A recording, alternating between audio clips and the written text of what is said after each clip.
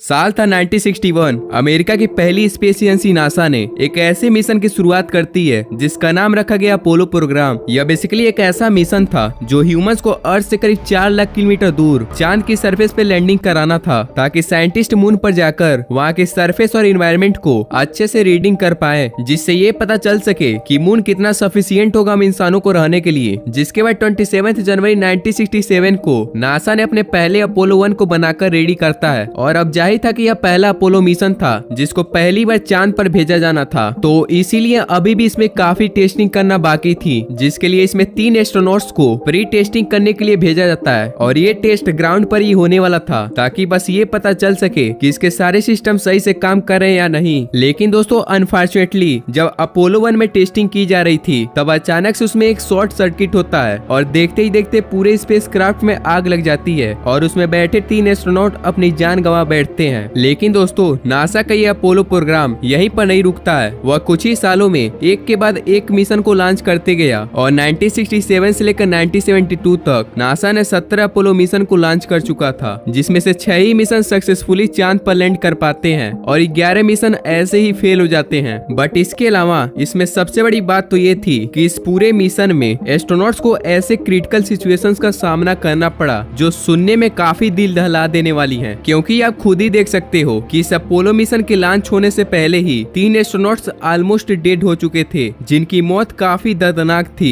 तो अब आप इमेजिन कर ही सकते हो कि आगे एस्ट्रोनॉट्स को कितनी प्रॉब्लम्स का सामना करना पड़ा होगा। आइए आज की इस वीडियो में डिटेल में जानते हैं इस अपोलो मिशन की पूरी कहानी को, कि आखिर कैसे इसकी शुरुआत हुई और ऐसी क्या प्रॉब्लम्स आने लगी जो नासा ने इसे हमेशा हमेशा के लिए बंद कर दिया। We choose to go to the moon in this decade and do the other thing, not because they are easy, but because they are hard. The ancient dream was to become a reality. अपने कहानी की शुरुआत 1957 से होती है, जब Soviet union पहला देश बन जाता है जो सक्सेसफुली एक आर्टिफिशियल सैटेलाइट को बनाकर उसे स्पेस में भेज देता है। October the 4th, 1957, and the world's press announces the miracle of the age.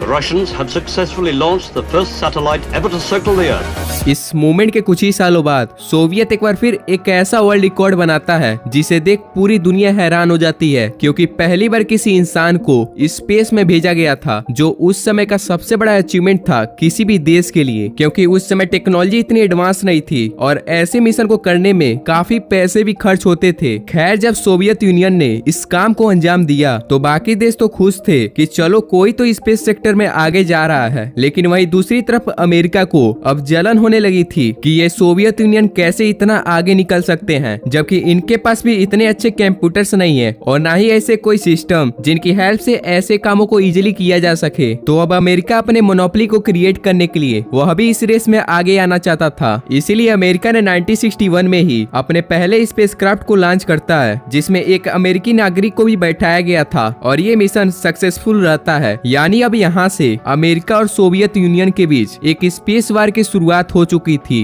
1, 0, all engine running.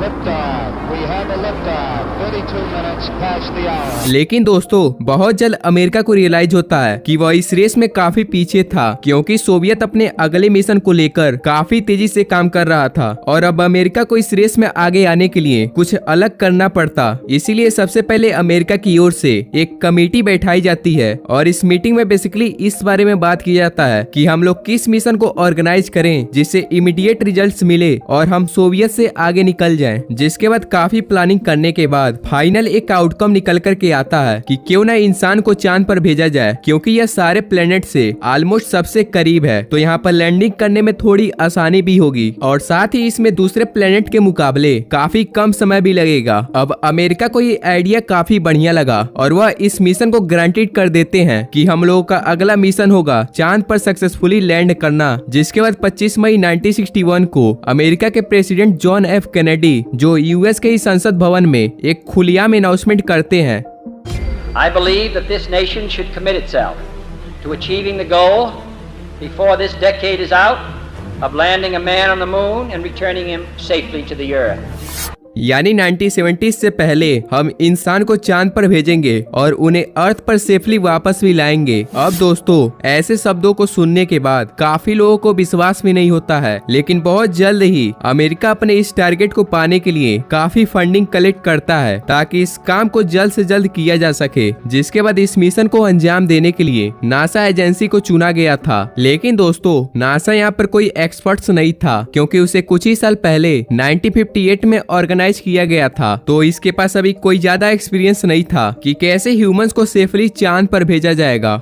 इन सब के बावजूद नासा ने इस प्रोजेक्ट पर काम करना शुरू कर दिया। वह 3 से 4 साल काफी एक्सपेरिमेंट करते हैं। वह पहले रॉकेट्स को बनाते थे और उनको ग्राउंड पर ही टेस्ट किया जाता, और इन सभी टेस्ट में हर वो चीज चेक किया जाता जो लैंडिंग के लिए काफी जरूरी था। खैर समय बीतता है और वो दिन आ ही जाता है जब नासा ने अपने पहले अपोलो 1 को बनाकर रेडी करता है। और जैसा कि हम लोगों ने वीडियो के शुरू में ही इसके बारे में बात किया था कि जब इसकी ग्राउंड टेस्टिंग चल रही थी तब उसी दौरान इनके रॉकेट्स में आग लग जाती है और इसमें बैठे 3 एस्ट्रोनॉट्स अपनी जान गंवा बैठते हैं। लेकिन दोस्तों यहाँ पर सवाल आता है कि ये तो ग्राउंड टेस्ट था, इन 3 एस्ट्रोनॉट्स को तो आसानी से बचाया जा सकता था। ऐसा तो था नहीं कि ये जब स्पेस में थे तब इनके रॉकेट्स में आग लगी थी, तो आपके पास उतना टाइम और रिसोर्सेज नहीं होता है कि आप उनके पास जल्द से जल्द पहुंचकर उन्हें सेफली बचा सकें। बट ये तो ग्राउंड पर ही थे, वह भी केवल 10 मीटर की दूरी पर। आप चाहते तो इन्हें सेफली बचा सकते थे, बट आखिर इन्हें क्यों नहीं बचाया जा सका? तो दोस्तों इसके पीछे कई रीजंस थे, जिनमें से एक था कि टाइम काफी कम होना, क्योंकि जब कैबिन में आग लगी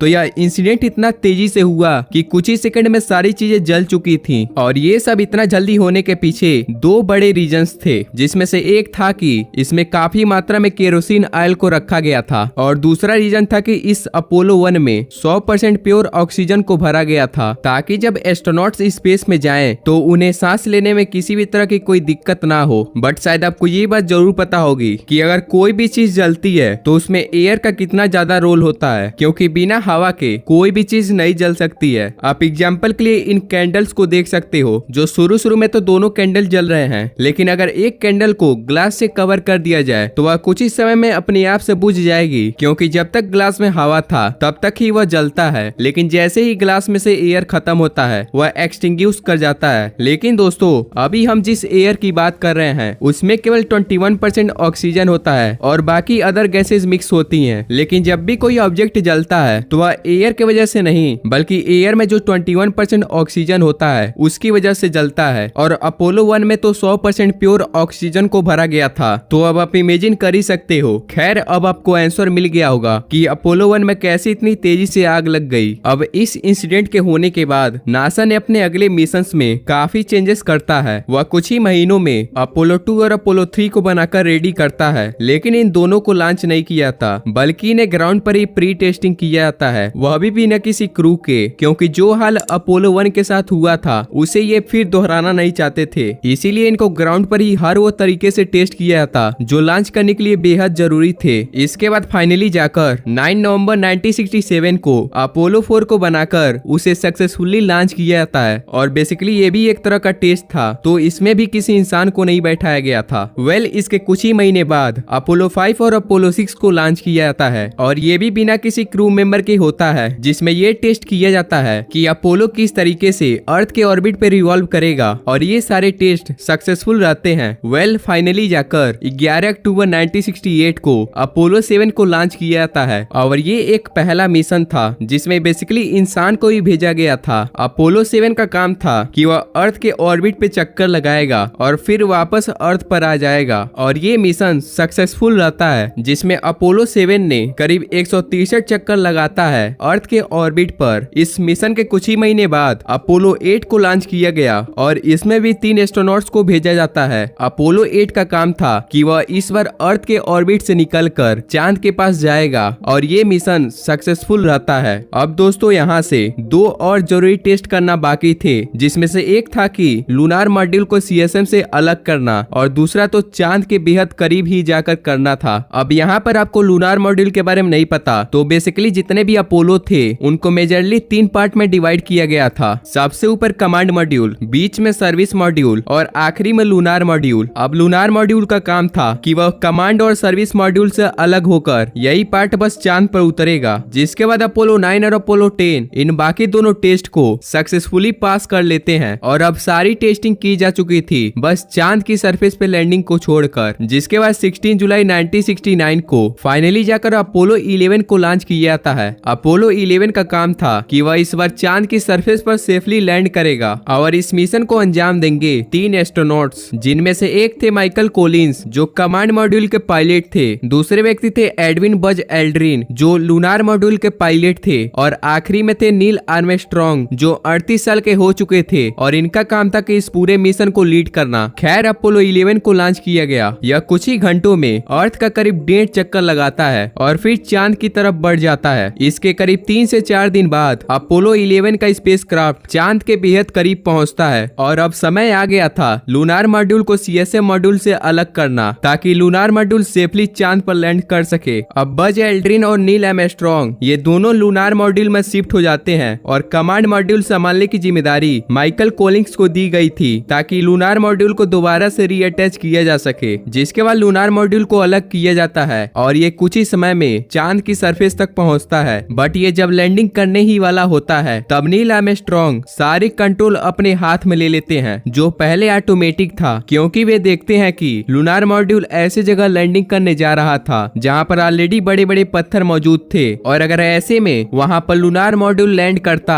तो उसके क्रैश होने के चांसेस काफी ज्यादा थे। लेकिन ये अच्छा होता है कि ऐन वक्त पर नील आर्मस्ट्रॉन्ग सारे कंट्रोल अपने हाथ में ले लेते हैं और जहां लैंडिंग होना था उससे कुछ ही मीटर दूर लूनार मॉड्यूल को सक्सेसफुली लैंड किया जाता है और फाइनली जाकर नील आर्मस्ट्रॉन्ग पहले इंसान बन जाते हैं जिसने चांद पर अपना पहला कदम रखा था।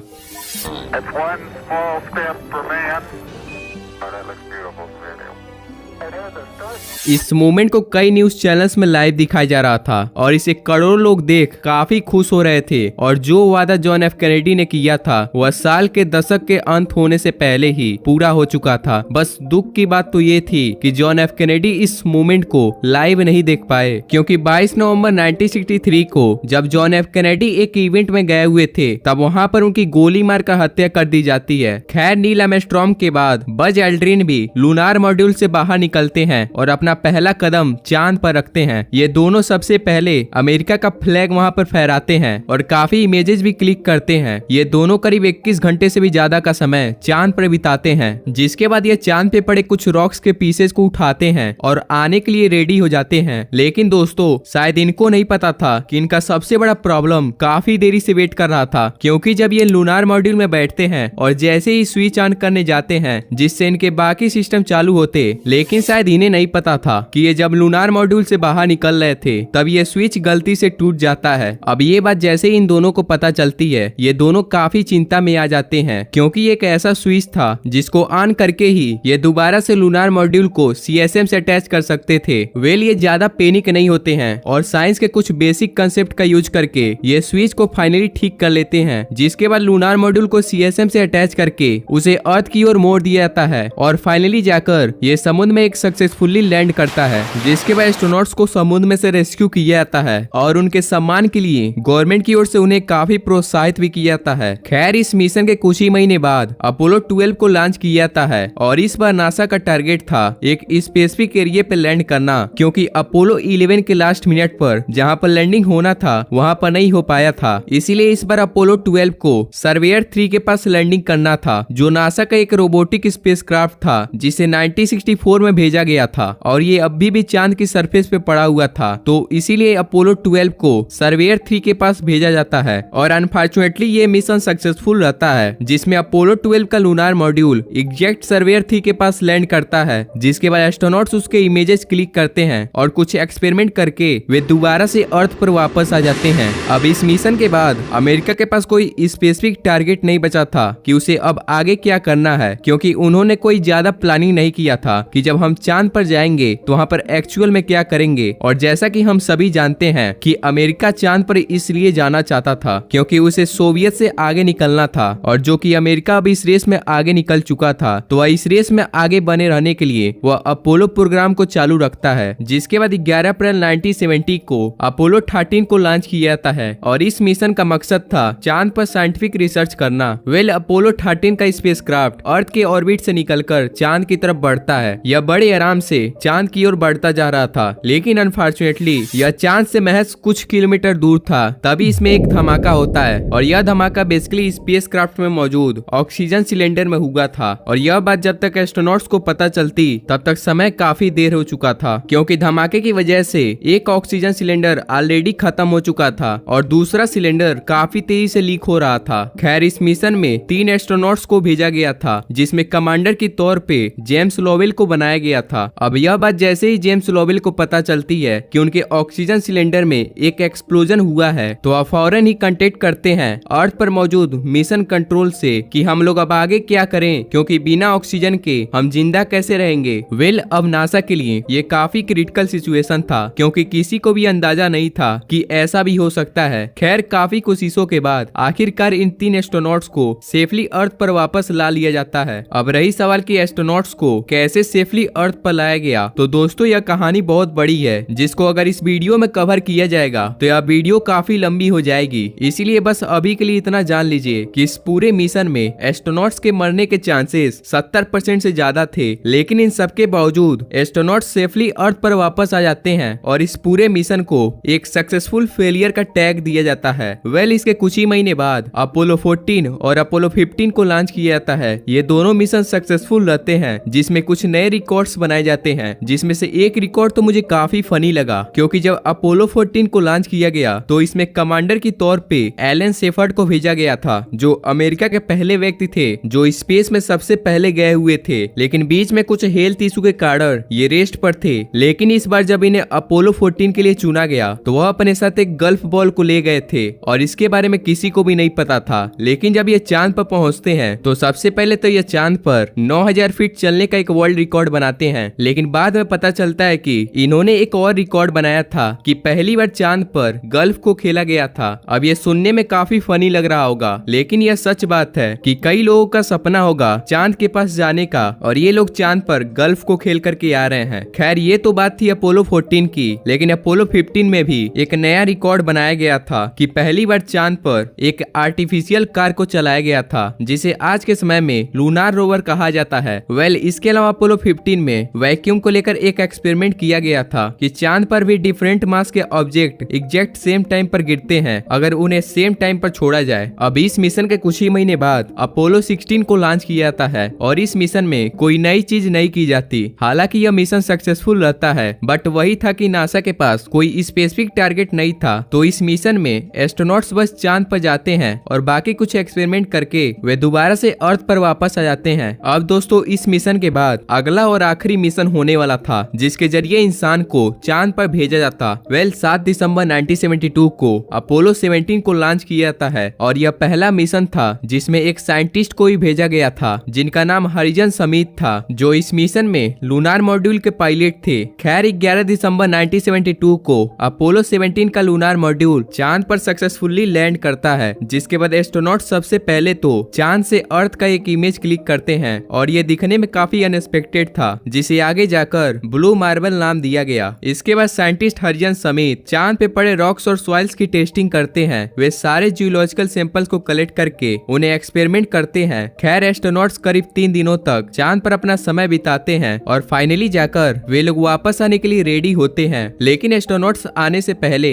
एक फेमस लाइन बोलते हैं कि we live as we came and God willing as we shall return with peace and hope for all mankind. यानी हम वैसे ही जैसे आए थे और ईश्वर की मर्जी हो तो हम वैसे ही वापस लौटेंगे, शांति और सब मानव जात के लिए आशा के साथ। अब इस लाइन को कहने के बाद एस्ट्रोनॉट्स चांद से अर्थ की ओर बढ़ते हैं और फाइनली जाकर 19 दिसंबर 1972 को ये लोग समुद्र में एक सेफ लैंडिंग करते हैं। अब इस मिशन के कंप्लीट होने के बाद अपोलो प्रोग्राम को हमेशा हमेशा के लिए बंद कर दिया गया। लेकिन अब जहां तक रही बात कि आखिर इस अपोलो प्रोग्राम को यहीं पर क्यों बंद कर दिया गया, तो दोस्तों इसके पीछे कई रीजंस थे, जिसमें से पहला था कि वियतनाम वॉर। क्योंकि जब नॉर्थ वियतनाम और साउथ वियतनाम के बीच एक कोल्ड वार चलने लगी थी, तब यूएस अपने बजट का काफी पैसा मिलिट्री और इस वार में खर्च करने लगा, जिससे नासा को जो फंडिंग की जरूरत थी उसमें काफी गिरावट देखने को मिला। इसके अलावा जब अमेरिका ने अपोलो प्रोग्राम को शुरू किया था तो उसका टारगेट बस जल्द से जल्द चांद पे पहुंचना था, ताकि वे सोवियत से आगे निकल सके। और यही वजह थी कि जब अमेरिका ने अपने इस लक्ष्य को पा चुका था तो लोगों में जो क्यूरियोसिटी थी इस मिशन को लेकर वह बिल्कुल खत्म हो चुका था और वैसे में भी नासा का अगला लक्ष्य स्पेस को एक्सप्लोर करना था, इसीलिए अपोलो प्रोग्राम को ISS के लिए शिफ्ट कर दिया गया। वेल दोस्तों, ये थी अपोलो मिशन की पूरी कहानी। लेकिन जाने से पहले कमेंट बॉक्स में ये करके जरूर बताइएगा कि इस पूरे मिशन में कौन सा मिशन सबसे क्रिटिकल सिचुएशन से भरा हुआ था।